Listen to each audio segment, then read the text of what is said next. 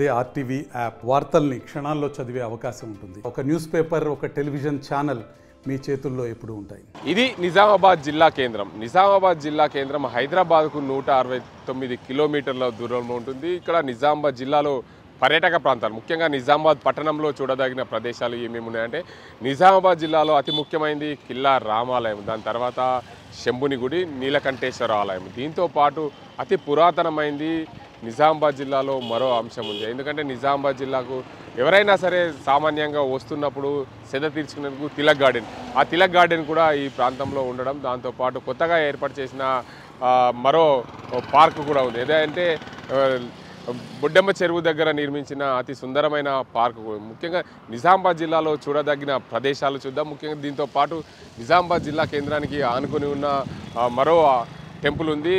ఏదైతే ఇటీవల కాలంలో సినీ నిర్మాత దిల్ రాజు నిర్మించిన ఆలయం, అది నర్సింగ్పల్లిలో శ్రీ వెంకటేశ్వర ఆలయం ఉంది. ఆ ఆలయం కూడా నిజామాబాద్ జిల్లా కేంద్రానికి కేవలం 8 కిలోమీటర్ల దూరంలో ఉంటుంది. మరో ముఖ్యమైన ప్రదేశం సారంగపూర్ హనుమాన్ టెంపుల్. సారంగపూర్ హనుమాన్ టెంపుల్ ఎంతో పేరు ప్రత్యేకతలు గాంచిందనే చెప్పవచ్చు. నిజామాబాద్కు 1905లో 18వ శతాబ్దంలో ఇక్కడ నిజాం రాజు పరిపాలించారు. దానికంటే ముందు నిజామాబాద్కు ఇందూరుగా నామకరణం ఉండేది. ఇందూరు శాతవాహనులు నిజామాబాద్ జిల్లాను పాలించినప్పుడు ఇందూరుగా పేరుంది. అప్పటి నుండి దాని తర్వాత శాతవాహనులు, కాకతీయులు పరిపాలన ముగిసిన అనంతరం నిజాం రాజు ఆధ్వర్యంలో హైదరాబాద్ సంస్థానంలో నిజామాబాద్ జిల్లా ఉండేది. నిజామాబాద్ జిల్లా 1905లో ఏదైతే నిజాం రాజుకు సంబంధించిన నిజాముల్ ఖాన్ అనే నిజాం రాజు పరిపాలించినప్పుడు నిజామాబాద్గా పేరు మార్చారని చరిత్ర చెప్తుంది. మొత్తానికి నిజామాబాద్ జిల్లా కేంద్రంలో ప్రధాన ఆలయాలు, దాన్ని చూడదగిన ప్రదేశాలను మనం చూద్దాం.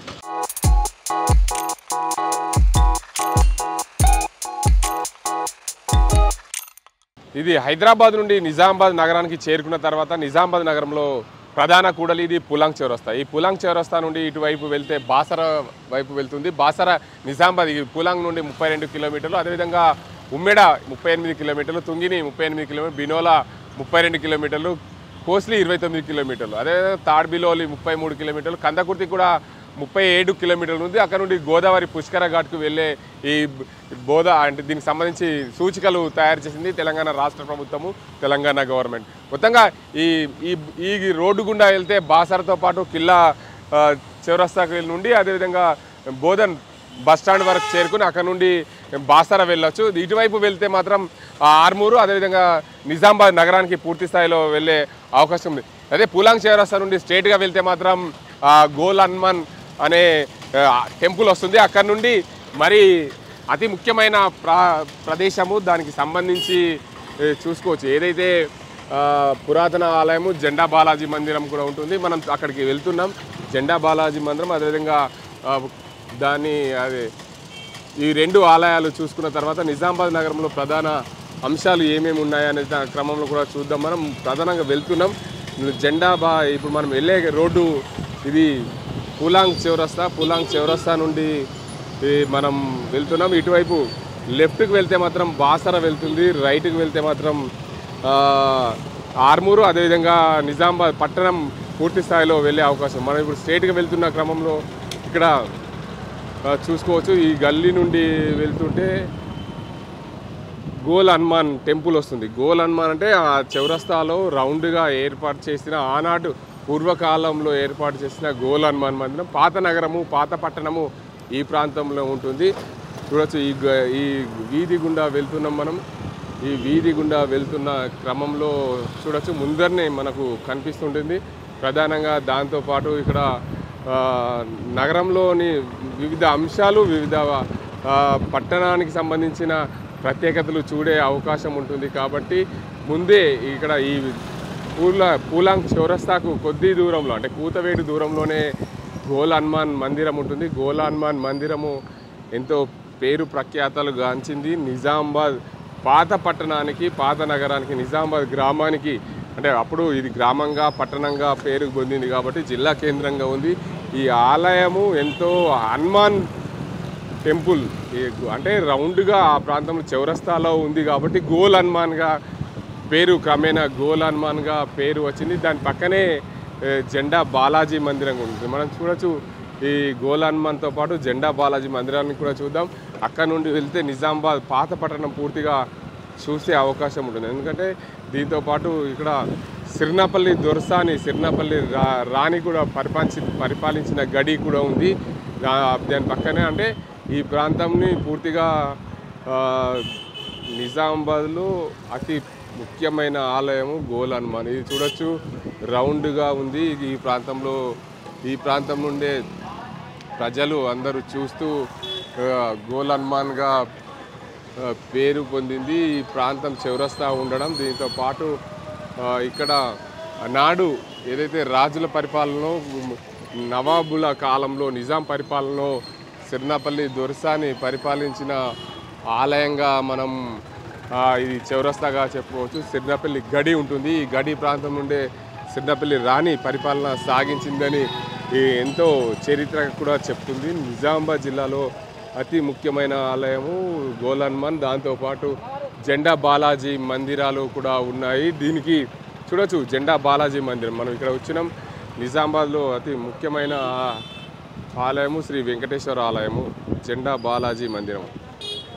ఈ జెండా బాలాజీ మందిరం పక్కనే ఇది సిర్నాపల్లి రాణి శీలం జానకిబాయి పరిపాలించిన సంస్థానంగా పేరుగాంచింది. ఇక్కడ ఈ నిజామాబాద్ నగరంలో ఎన్నో ప్రాముఖ్యత ఎంత పేరుగాంచిన ఆలయంగా చెప్పబడుతుంది జెండా బాలాజీ మందిరం.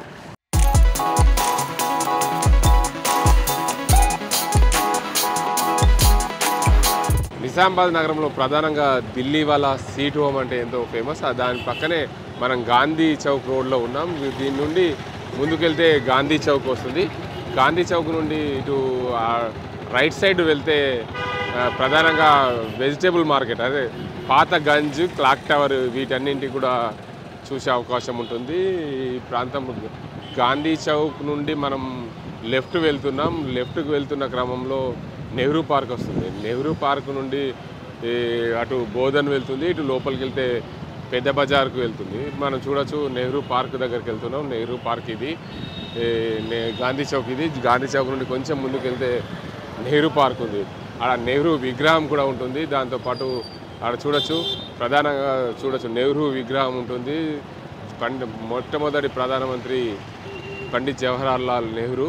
ఇటువైపు వెళ్తే బోధన్, అదేవిధంగా బాసర్ వైపు వెళ్ళచ్చు. అదేవిధంగా ఇటువైపు లెఫ్ట్కు వెళ్తుంటే నిజామాబాద్ పెద్ద బజార్, అదేవిధంగా హెడ్ పోస్ట్ ఆఫీస్, ఇటు నుండి వర్ణి కూడా వెళ్ళచ్చు. మనం ప్రధానంగా స్ట్రైట్ వెళ్తున్నాం.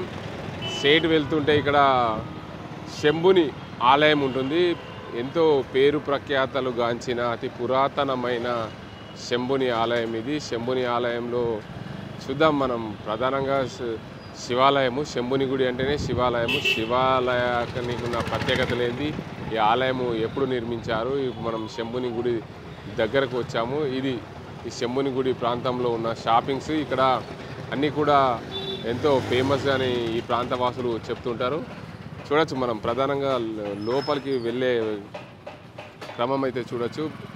లోపలికి వెళ్తున్నాం మనం. ప్రధానంగా లోపలికి వెళ్తున్నప్పుడు శంభుని గుడికి సంబంధించి మనం ప్రధానంగా చూసుకోవచ్చు. శంభుని గుడిలో ఏమేమి ఉంటాయి, శంభుని గుడికి ఉన్న ప్రత్యేకతలు ఏమిటి అనే దానికి సంబంధించి చూసుకుంటే ప్రధానంగా శంభుని ఆలయానికి ఎంతో పేరు ప్రఖ్యాతలు ఉన్నాయి. ఈ ఆలయం అతి పురాతనమైన ఆలయం అని చెప్తూ ఉంటారు. ఇక్కడ దీనికి అంతటికి సంబంధించి ఈ ప్రాంతవాసులు ప్రధానంగా మనం లోపలికి వెళ్ళే ప్రయత్నం అయితే చేద్దాం. నిజామాబాద్ జిల్లా కేంద్రంలో అతి పురాతనమైన నిజామాబాద్ జిల్లా కేంద్రంలో ఉన్న అతి పురాతనమైన శంభుని ఆలయం. ఈ శంభుని ఆలయానికి లోపలికి వెళ్తున్నాం. ఆలయానికి ఉన్న ప్రత్యేకతలు ఏంటి, ఈ ఆలయం ఎప్పుడు నిర్మించబడింది అనే దానికి సంబంధించి చూసుకుందాం. ప్రధానంగా మనం వెళ్తున్న క్రమంలో ఇక్కడ ఏమి ప్రధాన అంశాలు ఉన్నాయి, ఈ గుడిలో ఉన్న ప్రత్యేకతలు ఏంటిది అనేది సంబంధించి తెలుసుకుందాం.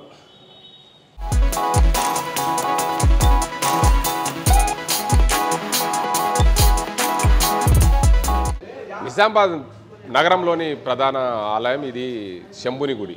ఇక్కడ శివుడు కొలువై ఉన్నాడు. ఈ ఆలయం ఎప్పుడు నిర్మాణం జరిగింది, ఈ ఆలయానికి ఉన్న ప్రత్యేకతలు ఏంటి, ఇక్కడ ఏమేమి పూజలు నిర్వహిస్తారనే సంబంధించి ఆలయానికి సంబంధించిన ప్రధాన పూజారులు చెప్పండి. ముఖ్యంగా ఈ ఆలయం ఎప్పుడు నిర్మాణం జరిగింది, ఈ ఆలయానికి ఉన్న ప్రత్యేకతలు ఏంటి? ఆలయము స్వయంభూ శంభులింగేశ్వర స్వామి దేవస్థానము. ఇది ఎవరు స్థాపించింది కాదు, స్వయం ఉద్భవించింది. ఇది ఇందూరు నగరంలోనే నడిబొడ్డున వెలిసిన దేవస్థానం. కాలక్రమేణా అభివృద్ధి అవుతూ వస్తుంది. చుట్టుపక్కల ముస్లిమ్స్ ఉండడం వల్ల కొద్దిగా టైం పట్టింది, కానీ ఈ కాలక్రమేణా కొద్ది 4 సంవత్సరాల నుంచి పేరు రావడం కానీ అభివృద్ధి జరగడం కానీ జరుగుతుంది.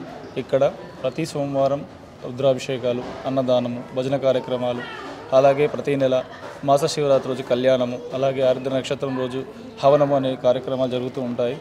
ప్రతి సంవత్సరం శివరాత్రి ఉత్సవాలు కూడా భారీ ఎత్తున జరిపించడం జరుగుతుంది. దీనికి మా ఆలయ ఈవో గారు రవీందర్ గారు చాలా అభివృద్ధి చేయడానికి కృషి చేస్తూ ఉన్నారు. ఏ కార్యక్రమంలో అయినా కూడా ఆయన వంతు సహాయం కూడా ఉంటుంది. అలాగే ఈ ఆలయం చాలా పురాతనమైన ఆలయం. ఈ ఆలయానికి సంఖ్యలు అంటూ ఏం లేవు. ఈ కాలక్రమేణా ఏంది అని అంటే ఈ ఆలయం మన నిజామాబాద్ నగరంలోనే చాలా విశిష్టమైన ఆలయం. ఇక్కడ భక్తులు అధిక సంఖ్యలో వచ్చి వారి కోరికలు కోరుకుంటూ వారి కోరికలు ఆ స్వామివారు తీరుస్తూ అనేక రకాలుగా వచ్చి ఆ స్వామికి కొలుస్తూ అభిషేకాలు చేస్తూ పూజలు చేస్తూ ఉంటారు. అనేకమైన రకాలుగా ఇక్కడ కోరికలు తీర్చుకుంటూ ఉంటారు. భక్తిపరంగా అయితే చాలా భక్తులు రోజు కానీ సోమవారం కానీ అభిషేకాలు చేసుకుంటూ ఉంటారు. అలాగే కార్తీక మాసం కానీ శ్రావణ మాసం కానీ విశేషమైన పూజలు ఉంటాయి. శ్రావణ మాసంలో లక్ష బిల్వార్చన కార్యక్రమం ఉంటుంది. అలాగే కార్తీక మాసంలో కార్తీక దీపోత్సవం ఉంటుంది. ఆకాశ దీప కార్యక్రమం కూడా ఉంటుంది. ఇటువంటి కార్యక్రమాలు ప్రతి సంవత్సరము మా ఈ శివాలయంలో జరుగుతూ ఉంటుంది. ఈ ఆలయము స్వయంభూ శ్రీ శంభులింగేశ్వర స్వామి దేవస్థానము కనుక ఈ స్వయంభూ ఆలయంలో అనేక మంది వచ్చి వారి కోరికలు తీర్చుకుంటూ తమ బాధలు చెప్పుకుంటూ ఆ స్వామికి తమ నివేదన చేస్తూ వారి కోరికలు తీర్చుకుంటూ ఈ స్వామిని కొలుస్తూ ఉంటారు. మొత్తానికి చూసుకోవచ్చు, ఈ ఆలయం స్వయంగా వెలిసిన శంభులింగేశ్వర ఆలయం. ఈ ఆలయానికి చరిత్ర అంటూ చాలా అంకెల పరంగా చెప్పలేము. స్వయంగా వెలిసిన ఆలయం కాబట్టి ఈ ఆలయానికి ఎంతో పేరు ప్రత్యేకతలు ఉన్నాయి. ఈ ఆలయంలో ఉన్న దేవుణ్ణి కొలిస్తే వారు మొక్కిన కోరికలు తీరుస్తాయని చెప్పి స్వయంగా వెలిసిన శివుడు కాబట్టి, శంభులింగేశ్వరుడు కాబట్టి కోరిన కోరికలు తీర్చే ఆ భక్తునిగా ఇక్కడ భక్తులకు కోరికలు నెరవేరుతాయని చెప్పి చెప్తున్నారు. దాంతోపాటు శివరాత్రికి సంబంధించి కానీ కార్తీక మాసం కానీ భక్తులు ఇక్కడ భారీ సంఖ్యలో వస్తున్నారు. ఇక్కడ బిల్వార్చన పూజలు లాంటి కార్యక్రమాలు చేస్తారు. ఈ ప్రాంతం నుండి నిజామాబాద్ నగర వాసులే కాకుండా చుట్టుపక్కల ప్రాంత ప్రజలు కూడా ఈ ఆలయానికి వచ్చి దర్శనం చేసుకుంటారని చెప్పి ఈ ఆలయానికి సంబంధించిన ప్రధాన పూజారి చెప్తున్నారు. ఇది ఇక్కడ పరిస్థితి.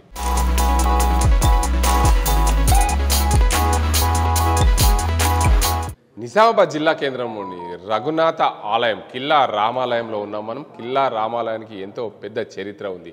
ఈ ఆలయానికి 900వ శతాబ్దంలో ఇంద్రుడు ఆలయాన్ని నిర్మించారని చెప్పి చరిత్ర చెప్తుంది. చూసుకోవచ్చు ఇక్కడ ఆలయానికి సంబంధించిన ప్రధానంగా చరిత్ర కూడా రాసింది ఉంది. ఇక్కడ చూడొచ్చు, రాష్ట్ర కూటమి రాజవంశానికి ప్రసిద్ధి చెందిన ఇంద్రుడు క్రీస్తు శకము 914 నుండి 928 మధ్యకాలంలో ఇందూరును పరిపాలించినప్పుడు నిజామాబాద్ కోటను నిర్మించారని చెప్పి చరిత్ర చెప్తుంది. నిజామాబాద్ పట్టణంలో నైరుతి దిశగా ఉన్న అతి పురాతన దేవాలయం యొక్క ఈ వైశాల్యం 3900 చదరపు గజాలు కలిగిన ఈ ఆలయం చరిత్ర ఆధారంగా సమర్థ రామదాస్ మహారాజ్ మన దేశ అత్యంత సాహస వీరుడు ఛత్రపతి శివాజీ గారి శిష్యుడు గారి గురువర్యులు గతంలో ఈ కొండపై రఘునాథ మందిరం నెలకొల్పారు. ఆలయ పట్టణ శివారులోని కొండపైన కోట ప్రాంగణంలో నిర్మించారు. దాని యొక్క బొడ్డెమ్మ పక్కనే ఉంది రఘునాథ చెరువు, అంటే బొడ్డెమ్మ చెరువుగా పిలువబడుతుంది. 1000 సంవత్సరాల క్రితం నిర్మించినప్పటికీ కిల్లా చెక్కు చెదరకుండా ఉండడం ఈ ఆలయానికి మరీ ప్రత్యేకత అని చెప్తున్నారు. ఈ నిజామాబాద్ జిల్లా కేంద్రంలో ఉన్న ఈ 53 అడుగుల అఖండ ధ్వజస్తంభము గరుడ దీపము వెలిగిస్తారు. దీనిపైన వివిధ గ్రామాలకు ఈ దీపాలు వెలిగించిన వారు కూడా ఇక్కడికి ప్రతీతిగా చెప్తున్నారు. కిల్లా లోపల నుండి డిచ్చిపల్లి, సారంగపూర్ ప్రాంతాలకు సొరంగ మార్గాల ద్వారా సూచించే గుర్తులు కిల్లా గోడలపైన ఉన్నాయని చెప్తున్నారు. రఘునాథుడే మహర్షి ఈ కిల్లాలోని ప్రత్యేక సొరంగ మార్గం గుండా బొడ్డెమ్మ చెరువులో నిర్మించిన శిలా కట్టడము వరకు వెళ్ళి అక్కడ స్నానం ఆచరించేవారని చెప్పి ప్రధానంగా ఈ ఆలయానికి ఉన్న చరిత్ర చెప్తుంది. కిల్లాలోని రఘునాథ మహర్షి ధ్యాన మందిరము విశిష్టమైన ప్రత్యేకతగా చెప్పబడుతుంది. ఈ ఆలయంలో దాన మందిరము ఎంతో చల్లగా ఉంటుందని చెప్తున్నారు. కొండ కింది భాగంలో ఆంజనేయ గుడి అతి పురాతన ఆలయంగా చెప్పబడుతుంది. ఈ ఆలయానికి ఎంతో చరిత్ర ఉంది. ఈ ఆలయానికి ప్రధానంగా ఇక్కడ ఆలయానికి సంబంధించిన కొంతమంది వ్యక్తులు ఉన్నారు. చెప్పండి, ఈ నిజామాబాద్ జిల్లా రఘునాథ ఆలయము ఎప్పుడు నిర్మించారు, ఇక్కడ ఏమేమి పూజలు చేస్తారు, ఎవరు దీనికి నిర్మించారని చెప్పి చరిత్ర చెప్తుంది? సమర్థ రామదాసు 1000 సంవత్సరాల క్రితము ఈ గుడి నిర్మించిండు. శివాజీ శత్రుఘ్నరాజు రామదాసు గారు బొడ్డెమ్మ చెరువుకు స్నానానికి వెళ్ళేవాడు. అతి పురాతనమైన రామాయణము కట్టడానికి ముందుకు ఎవరు రాకచ్చిండ్రు.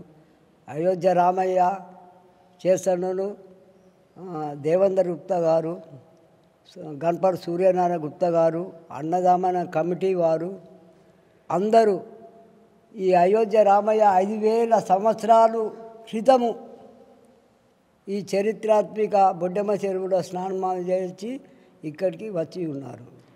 ఇట్లా మనవి. ఓకే, అయితే ఈ ఆలయానికి ఎంతో చరిత్ర ఉందని చెప్తున్నారు. 914 నుండి 928 మధ్య కాలంలో ఇంద్రుడు పరిపాలించారు. దీనికి ఇంద్రుడు పరిపాలించినప్పుడు ఇందూరు నగరంగా నామకరణం చేశారని చరిత్రకారులు చరిత్ర చెప్తుంది. దాని తర్వాత మారిన కాలానుగుణం, మారిన కాలాల ప్రకారము హైదరాబాద్ సంస్థానంలో నిజామాబాద్ ఇందూరు పరిపాలించారు. ఇందూరు పరిపాలించినప్పుడు నిజామాబాద్ నగరంగా పేరు మార్చారని చెప్పి చరిత్రకారులు చెప్తున్నారు. ఏది ఏమైనప్పటికీ ఈ నిజామాబాద్ నగరానికి గతంలో ఇందూరుగా పేరుండే శాతవాహనులు, కాకతీయ రాజులు కూడా పరిపాలించారు. ఇంద్రుడు పరిపాలించిన నేపథ్యంలో నిజామాబాద్కు ఇందూరుగా పేరొందింది. కిల్లా రామాలయం ఇంద్రుడు నిర్మించారని చెప్పి చరిత్ర చెప్తుంది. ఈ ఆలయానికి ఎంతో పేరు కలిగింది. పక్కనే బొడ్డెమ్మ చెరువు ఉంది, దాన్ని రఘునాథ చెరువుగా పిలుచుకుంటారు. రఘునాథ ఆలయంగా పేరు ప్రసిద్ధులుగాంచింది. ఇది తెలంగాణ రాష్ట్రంలోనే అతి ముఖ్యమైన ఆలయంగా సుపరిచితంగా కిల్లా రామాలయం అయింది. ఇక్కడ కిల్లా రామాలయానికి ఎంతో ఘనమైన చరిత్ర ఉంది. ఇక్కడ నుండి డిచ్పల్లి కిల్లా రామాలయం వరకు కూడా సొరంగ మార్గము, మరోవైపు సారంగపూర్ హనుమాన్ టెంపుల్ వరకు కూడా సొరంగ మార్గాలు ఉన్నాయని చెప్పి ఇక్కడ సూచికలు చెప్తున్నాయి.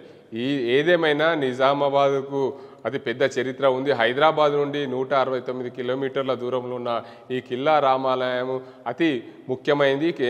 ఎంతోమంది భక్తులు కర్ణాటక, మహారాష్ట్ర ప్రాంతాల నుండి కూడా కిల్లా రామాలయాన్ని దర్శించుకోవడానికి వస్తూ ఉంటారని చెప్పి ఇక్కడ చరిత్రకారులు చెప్తున్నారు. ఇక్కడ ఉండే ఆలయానికి సంబంధించిన ప్రధాన అర్చకులతో పాటు ప్రధానంగా ఈ ఆలయానికి సంరక్షణ చేసే వ్యక్తులు కూడా చెప్తున్న పరిస్థితి ఉంది. ఇది ఇక్కడ పరిస్థితి.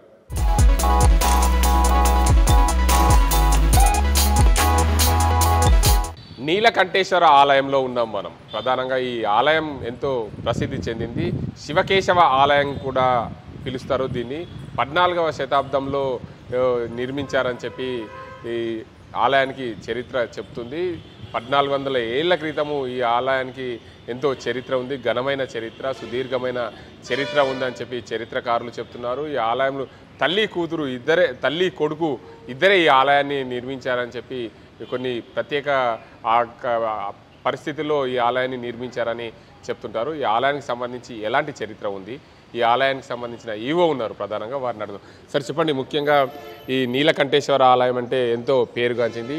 ఈ ఆలయానికి ఎంతో ఘనమైన చరిత్ర ఉంది. 1400 ఏళ్ల క్రితమే ఈ ఆలయానికి నిర్మాణం జరిగిందని చెప్తున్నారు. అసలు ఈ ఆలయానికి ఉన్న చరిత్ర ఏంటిది, ఎందుకోసము ఈ ఆలయాన్ని తల్లి కొడుకులు నిర్మించారు? ఓం నమ శివాయ. మనకు ఉన్న ఈ చరిత్ర ప్రకారంగా, ఈ టెంపుల్ రికార్డుల ప్రకారంగా జైనుల కాలంలో దీనిని ప్రధాన మందిరాన్ని నిర్మించినట్లు, తదుపరి కాకతీయులు దీనిని అభివృద్ధి చేసినట్లు, అలాగే 1400 సంవత్సరాల చరిత్ర కలిగిన ఈ ఆలయంలో శివకేశవులు ఇద్దరు ప్రతిష్ఠ అయి ఉన్నారు గర్భగుడిలో. ఇది విశేషం. ఎక్కడ కొన్ని చోట్ల మాత్రమే ఈ విశేషం ఉన్నది. అలాగే ఇది నీలకంఠేశ్వర ఆలయం నిజామాబాద్ పట్టణం నడిబొడ్డున ఉంటుంది. ఇది ఈ నీలకంఠేశ్వరుడు పేరు మీదనే ఇక్కడ కంఠేశ్వర్ అనే పిలువబడుతుంది. అనాదిగా చాలా ప్రశస్తి పొందింది. అలాగే ఇది రథసప్తమి నాడు ఇక్కడ విశేషం ఏంటంటే రథసప్తమి నాడు రథము ఊరేగింపుగా తల్లిగోరి వద్దకు వెళ్ళి తిరిగి మందిరానికి చేరుకుంటుంది. దీని కథ పూర్వ కథ ఏంటంటే తల్లి కొడుకులు ఉండేవారట పూర్వంలో. తల్లి రోజు ఈ కొడుకుకి ఇద్దరు కలిసి ఈ ఆలయ నిర్మాణం చేపట్టడం జరిగిందని చరిత్ర చెప్తుంది. ఈ క్రమంలో ప్రతిరోజు తల్లి కుమారుడి గురించి మన సద్ది తేవడం జరుగుతుంది. ఈ సద్ది కట్టుకొని రావడం అయిపోయిన తర్వాత ఈ కాలక్రమంలో శిఖర ప్రతిష్ఠ రోజు ఒకరోజు ఆ తల్లికి ఆయన ఏమని చెప్తారంటే, కుమారుడు నువ్వు వెనుతిరిగి చూడకుండా వెళ్ళు, నువ్వు కనుక వెనుక తిరిగి చూస్తే నేను అదృశ్యం కావడం జరుగుతుందని చెప్పినట్టు చరిత్ర చెప్తుంది. ఈ క్రమంలో ఆ రోజు తల్లి మనసు ఉండబట్టలేక వెనుకకు తిరిగి చూడడము ఆ శిల్పి అంతరాత్రం కావడం అని ఈ చరిత్రలో ముఖ్యంగా కనపడుతుంది. అలాగే శివరాత్రిని కూడా అత్యంత వైభవంగా నిర్వహించడం జరుగుతుంది. అయితే చెప్పండి, ముఖ్యంగా ఈ ఆలయానికి కర్ణాటక, మహారాష్ట్ర ప్రాంత ప్రజలే కాకుండా తెలంగాణలో ఉన్న ప్రజలందరూ కూడా ఈ ఆలయానికి ఎంతో మహాశివరాత్రికి కానీ రథసప్తమి కానీ భక్తులు వస్తుంటారు. హైదరాబాద్కు అతి సమీపంలో ఉన్న ఈ ఆలయం ఎందుకంటే 169 కిలోమీటర్ల దూరంలో ఉంటుంది. ఇక్కడికి రావడానికి రైలు మార్గం కూడా ఉంది, బస్సు మార్గంలో కూడా రావచ్చు. ఈ ఆలయానికి రావడానికి గల ప్రత్యేక కారణాలంటే ఇంకా ఇక్కడ శివరాత్రికే కాకుండా ఇంకా ఎలాంటి పూజలు నిర్వహిస్తారు? ఇప్పుడు ఈ మధ్యలో ఈ కాలంలో విశేషమైన ప్రాచుర్యం పొందడం జరిగింది. ఎందుకంటే మనకు నూతనంగా నిర్మించినటువంటి సచివాలయాన్ని కూడా ఈ మోడల్గా చేసుకొని నిర్మించడం జరిగిందని అనేక వార్తలు రావడంతో తండోపతండాలుగా హైదరాబాద్ నుంచి కానీ పక్క రాష్ట్రాల నుంచి ముందు నుంచే రావడం జరుగుతుంది. మహారాష్ట్ర, కర్ణాటక, ఇక్కడ నుంచి పక్క జిల్లాల నుంచి కూడా అధిక పెద్ద ఎత్తున రెండవ వేములవాడకు కూడా దీన్ని అభివర్ణిస్తుంటారు. ఎందుకంటే స్వయంభూ కాబట్టి స్వామివారు కోరిన కోరికలు తీర్చే దేవుడిగా విలసిల్లుతున్నాడు. అలాగే ఈ సచివాలయం అనేది వచ్చిన తర్వాత ఈ బాసర వెళ్ళి వస్తున్న ప్రతి ఒక్కరూ ఆంధ్ర నుంచి కూడా రావడం జరుగుతుంది. దీనికి ఎందుకంటే రోడ్డు మార్గం ఉంది, మనకి కన్వీనియంట్గా రైలు మార్గము, అన్ని రకాల యాక్సెస్ ఉన్నందువలన విపరీతమైన ప్రజానికము వివిధ ప్రదేశాల నుంచి కూడా స్వామివారిని దర్శించుకోవడానికి వస్తున్నారు. ఓం నమః శివాయ. మొత్తానికి చూసుకోవచ్చు, ఈ ఆలయానికి ఎంతో చరిత్ర ఉంది. 1400 ఏళ్ల నాడు ఈ ఆలయాన్ని నిర్మించారు. శాతవాహన రాజులో 2వ పులకేశి అయిన నిర్మించారని చెప్తున్నారు. దీనికి అందరికీ సంబంధించి ఈ ఆలయం ఎంతో 2వ వేములవాడకు కూడా ప్రసిద్ధిగాంచింది. ఈ ఆలయాన్ని పిలువబడుతుంది. అందుకే ఈ ప్రాంతానికి కర్ణాటక, మహారాష్ట్రతో పాటు తెలంగాణ జిల్లాలోని అందరూ భక్తులు ఇక్కడికి వస్తుంటారు. ఎందుకంటే బాసర పక్కనే ఉన్నది కాబట్టి బాసర వెళ్ళిన ప్రతి ఒక్క భక్తులు నిజామాబాద్ నీలకంఠేశ్వర స్వామిని దర్శించుకుందే వెళ్ళని పరిస్థితి ఉంటుందని చెప్పి ఇక్కడ ఆలయానికి సంబంధించిన ఈవో గారు చెప్తున్నారు. మొత్తానికి నిజామాబాద్ జిల్లాకు పేరుగాంచింది తలమానికమైన ఈ ఆలయము నీలకంఠేశ్వర ఆలయం అని చెప్పవచ్చు.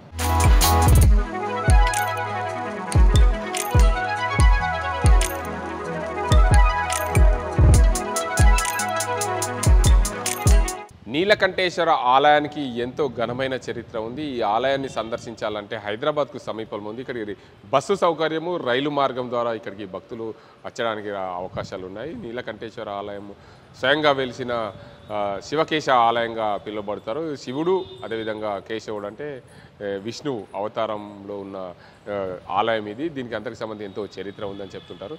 ముఖ్యంగా చూడొచ్చు 1400 ఏళ్ళ చరిత్ర కలిగిన ఈ సుదీర్ఘమైన చరిత్ర కలిగింది ఈ ఆలయానికి. పూర్తిగా బ్రహ్మ విష్ణు పరమేశ్వర రూపంలో శివుడు కొలువై ఉంటాడు. ఈ శాతవాహన రాజు 2వ పులకేశి జైన మతాన్ని స్వీకరించిన అనంతరము ఈ ఆలయాన్ని జైనాలయంగా తీర్చిదిద్దినట్లు తెలిసింది. కాకతీయ రాజులు శివాలయంగా మార్చారు. స్థల పురాణాన్ని బట్టి 2వ పులకేశి ఈ ఆలయం స్వయంగా వెలిసిన శివలింగము, విష్ణునాభి నుంచి ఉద్భవించిన బ్రహ్మ ఉండగా నీలకంఠేశ్వర ఆలయంగా పేరు గాంచిందని చెప్తున్న చరిత్ర చెప్తుంది. 3 ఎకరాల సువిశాలమైన ఆలయం ప్రాంతంలో ఆలయం నిర్మించబడింది. ఉత్తర దిక్కున కోనేరు ఉంటుంది. రథ సప్తమి దీనికి అందరికీ రథము, గర్భాలయం ప్రవేశానికి సంబంధించి ముఖ్యంగా ప్రవేశం ముందు ఈ మహానందీశ్వరుడు కూడా ఉంటాడు. శిఖర స్థాపన చేసిన అపురూప శిల్పి అదృశ్య కావడం ఈ ఆలయానికి ఒక చరిత్ర ఉంది. తల్లి కొడుకులు ఇద్దరు కలిసి ఈ ఆలయాన్ని నిర్మింపజేశారు. కొడుకు కోసము తల్లి భోజనం అంటే మధ్యాహ్న భోజనం బాక్స్, టిఫిన్ బాక్స్, అన్నము, సద్ది అని పిలువబడుతుంది. అని అయితే ఇక్కడికి తీసుకొచ్చిన క్రమంలో రోజు తల్లి తీసుకొస్తుండే. ఏదైతే శిఖర స్థాపనప్పుడు తల్లికి కొడుకు చెప్తాడు, అమ్మ నేను శిఖరాన్ని ప్రతిష్టాపిస్తున్నాను, నాకు టిఫిన్ ఇచ్చి మరీ వెనుకకు తిరిగి చూడకుండా వెళ్ళాల్సిన అవసరం ఉంటుంది, నువ్వు తిరిగి చూస్తే నేను ఇక్కడనే అదృశ్యం అవుతానని చెప్పి తల్లికి కొడుకు చెప్పినప్పుడు కూడా నా కొడుకు ఏ రోజు చెప్పకుండా ఈరోజు చెప్పడం ఏంటి అని చెప్పి ఆమె ఈ ఆలయానికి సంబంధించి కొద్దిగా దూరంలో వెళ్ళిన అనంతరము తల్లి కొడుకు వైపు చూసిన నేపథ్యంలో ఈ తల్లి కొడుకు అదృశ్యమయ్యాడని చెప్పి చరిత్రకారులు చెప్తుంది. ఈ 3 శిఖరాలు ఏదైతే ఉన్నాయో ఈ నీలకంఠేశ్వర ఆలయానికి సంబంధించిన శిఖరాలు ఈ అచ్చంగా కొత్తగా నిర్మించిన తెలంగాణ సచివాలయానికి మోడల్గా ఈ నిజామాబాద్ నీలకంఠేశ్వర ఆలయాన్ని తీసుకున్నారని చెప్పి ఇటీవల కాలంలో చెప్తుంది. దానికి అంతా సంబంధించి తెలంగాణ సచివాలయం కూడా నీలకంఠేశ్వర ఆలయం పోలిన గోపురాలు నిర్మించడం తెలంగాణ రాష్ట్రానికి తలమానికంగా అని చెప్పవచ్చు. నీలకంఠేశ్వర ఆలయానికి ప్రధానంగా ఇక్కడ చూసుకోవచ్చు నవగ్రహాలు ఉన్నాయి. నవగ్రహాలతో పాటు ధ్యాన మందిరము, ఉత్తర దిక్కున కోనేరు కూడా ఉంది. కోనేరు ఎంతో ప్రసిద్ధిగాంచింది. నీలకంఠేశ్వర ఆలయానికి సంబంధించి పూర్తిగా ఈ కోనేరు, ఎందుకంటే ఇక్కడ కూడా ఆలయాలకు చాలా తక్కువగా కోనేరులు ఉంటాయి. ఆ కోనేరులో ఉన్న ప్రత్యేక ఆలయం నీలకంఠేశ్వర ఆలయంగా చెప్పుకోవచ్చు. ఈ కోనేరుకు ఎంతో చరిత్ర ఉంది. ఎందుకంటే ఈ రథసప్తమి రోజు ఇక్కడ ఈ కోనేరులో ఉత్సాహ విగ్రహాలన్నింటినీ కూడా ఈ కోనేరులో స్నానం ఆరించి ఇక్కడ పూజలు నిర్వహిస్తారు. ఎందుకంటే రథసప్తమికి మొదటి రోజు రథము ఊరేగింపు తర్వాత రెండవ రోజు ఉత్సాహ విగ్రహాలన్నింటి కూడా స్నానం ఆడించి ఇక్కడ కోనేరులో పూజలు నిర్వహిస్తారు. ముఖ్యంగా ఈ కోనేరుకు అయితే ఉత్తర దిక్కున ఉండడము దీనికి అందరికీ చరిత్ర ఉందని చెప్పవచ్చు. ఈ నిజామాబాద్ జిల్లాకు తలమానికంగా ఉన్న నీలకంఠేశ్వర ఆలయంకి ఎంతో చరిత్ర కలిగి ఉన్న ఆలయంగా పేరుగాంచింది. కాబట్టి నిజామాబాద్ జిల్లా కేంద్రంలో నీలకంఠేశ్వర ఆలయానికి పూర్తిగా ప్రత్యేకతమైన చరిత్ర ఉందనే చెప్పవచ్చు. ఎందుకంటే ఈ ఆలయం ఎంతో చరిత్ర కలిగింది. దీనికి అంతకు సంబంధించి ఈ ఆలయానికి ఎంతో చరిత్ర ఉన్న నేపథ్యంలో ఈ ఆలయానికి ఎంతో చరిత్ర ఉంది. దీనికి అంతకు సంబంధించి నీలకంఠేశ్వర ఆలయంగా పేరు ఉంది. శివకేశవులు విష్ణువుగా చెప్పబడుతుంది. దీనికి అంతకు సంబంధించి చూడవచ్చు నిజామాబాద్ జిల్లా కేంద్రంలో ఉన్న ఈ నీలకంఠేశ్వర ఆలయం. మనం ఇక్కడ నంది విగ్రహం కూడా ఉంది. నంది విగ్రహం పక్కనే మనము చూసుకోవచ్చు. ఎంత ఆ రోజుల్లోనే శివునికి ప్రత్యేకంగా నంది విగ్రహం ఉన్నది. దీనికి అంతటికి సంబంధించి మనం చూసుకునే అవసరం ఉంది. ఎందుకంటే నీలకంఠేశ్వర ఆలయము ఎంతో పేరు ప్రత్యేకతలు నిజామాబాద్కు కలిగిందని చెప్పవచ్చు. మొత్తంగా నీలకంఠేశ్వర ఆలయంకు ఎంతో ఘనమైన చరిత్ర కలిగి ఉన్న నేపథ్యంలో హైదరాబాద్ నుండి ఎవరైతే భక్తులు కానీ పర్యాటకులు కానీ నీలకంఠేశ్వర ఆలయానికి వచ్చి ఇక్కడ దర్శించుకుంటే వారు మొక్కిన కోరికలు కూడా తీరుతాయని చెప్పి చరిత్ర చెప్తుంది. స్వయంగా వెలిసిన శివలింగము, దీంతోపాటు స్వయంగా వెలిసిన శివలింగంతో పాటు ఇక్కడ శివకేశవ ఆలయంగా పేరుగాంచిందని చెప్పవచ్చు. నిజామాబాద్ జిల్లాలో ఎంతో పేరుగాంచిన నీలకంఠేశ్వర ఆలయం ఇది. అయితే మొత్తంగా చూసుకోవచ్చు 1400 ఏళ్ల నాడు నిర్మించిన నీలకంఠేశ్వర ఆలయము ఇది. ఈ ఆలయానికి ఈ వివిధ ప్రాంతాల నుండి ఇక్కడ భక్తులు భారీగా వస్తుంటారు. కోరిన కోరికలు, వారు మొక్కిన కోరికలను తీర్చే శివాలయంగా పేరుగాంచింది. కాబట్టి ఇక్కడికి ఈ ప్రాంతానికి రావడము ఎంతో ప్రాముఖ్యత ఉందనే చెప్పవచ్చు. మొత్తానికి నిజామాబాద్ జిల్లాలో అతి ముఖ్యమైన ఆలయాలు ఇవి. ఈ ఆలయాలలో ఏ ఆలయమైనా సరే ఎంతో చరిత్ర కలిగింది. ఇటు నిజామాబాద్ నీలకంఠేశ్వర ఆలయం కానీ, స్వయంగా వెలిసిన శంభుని గుడి కానీ, అదేవిధంగా దాంతోపాటు నిజామాబాద్ కిల్లా రామాలయం, ఇవి చెప్పుకుంటూ పోతే ఒక్కొక్క గుడికి ఒక్కొక్క ప్రత్యేకత ఉందనే చెప్పచ్చు. ఇది ఇక్కడ పరిస్థితి.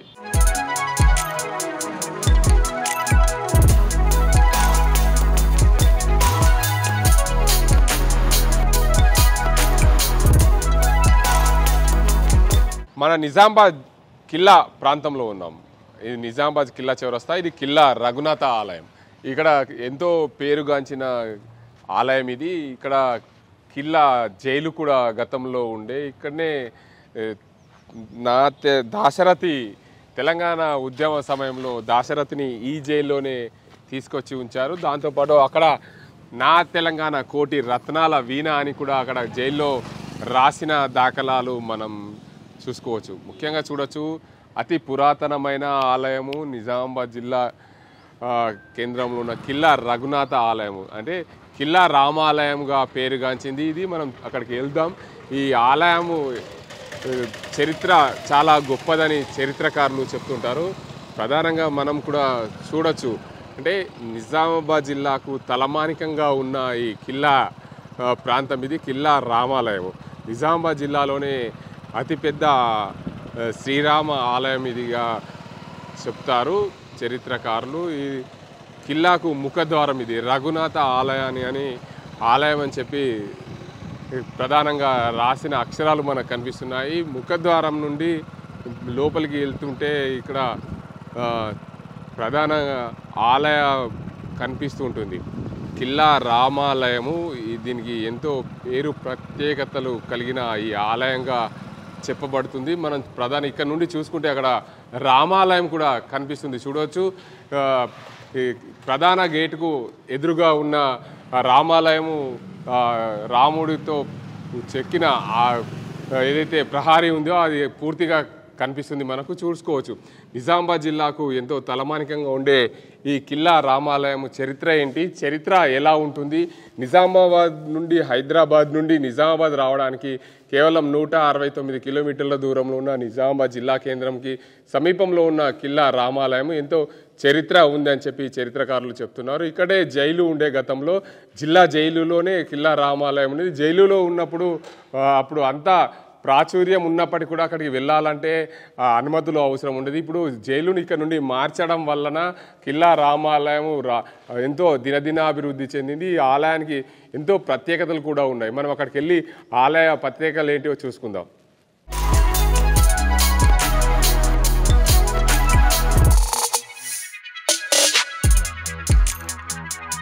ఇది నిజామాబాద్ జిల్లాలో ఉన్న ఆలయాలకు చరిత్ర. ముఖ్యంగా నిజామాబాద్కు రావడానికి పోవడానికి ప్రధాన రహదారిగా మారింది ఇప్పుడు బైపాస్ రోడ్డు. ఈ బైపాస్ రోడ్డు గుండా హైదరాబాద్ నుండి అదేవిధంగా బాసర్కు ఈ బైపాస్ రోడ్డు గుండా వెళ్తారు.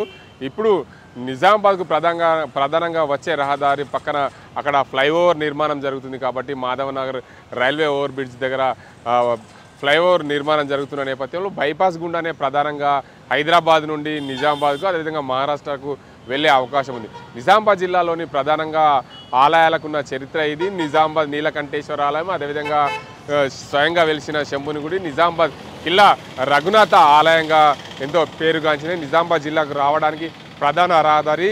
ఇటు ముందుకు వెళ్తుంటే మహారాష్ట్ర అదేవిధంగా బాసర్కు వెళ్ళొచ్చు, అటు రైట్ సైడ్ వెళ్తుంటే ఆర్మూర్ అదేవిధంగా ఆదిలాబాద్ కరీంనగర్ జిల్లాలకు వెళ్ళే అవకాశం ఉంది. మన వెనకాల హైదరాబాద్కు వెళ్ళే రహదారి ఇది. ప్రధానంగా హైదరాబాద్ నుండి రావడానికి పోవడానికి ప్రధాన రహదారి. ఇటువైపు లెఫ్ట్ సైడ్ వెళ్తుంటే నిజామాబాద్ నీలకంఠేశ్వర ఆలయానికి వెళ్తారు. ప్రధానంగా నిజామాబాద్ జిల్లాలకు ఉన్న ప్రత్యేకత ఇదని చెప్పుకోవచ్చు. కెమెరా పర్సన్ అజీంతో గంగారెడ్డి, RTV నిజామాబాద్. మరిన్ని వీడియోస్ కోసం ఛానల్ ని సబ్స్క్రైబ్ చేయండి, లేటెస్ట్ అప్డేట్స్ కోసం వాట్సాప్ ఛానల్ ని ఫాలో చేయండి అండ్ లింక్ డిస్క్రిప్షన్ లో ఉంది.